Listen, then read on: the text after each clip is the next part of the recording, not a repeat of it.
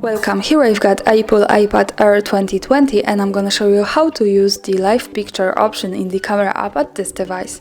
So at first we have to tap on the camera button here to open it, and for now we are in the standard photo mode.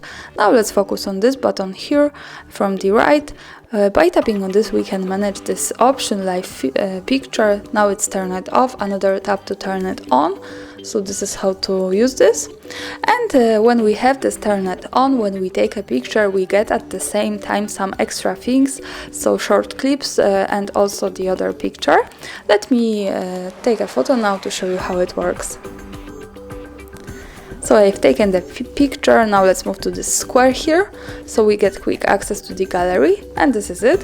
When we slide a little bit down, we can see that here we have the loop, so this is the short clip, then the bounce, the other clip, and also the picture with long exposure. This is how it looks like. So we have same kind of effects here, and we have 4-in-1. And this is how it works. Thanks for watching, subscribe our channel and leave the thumbs up.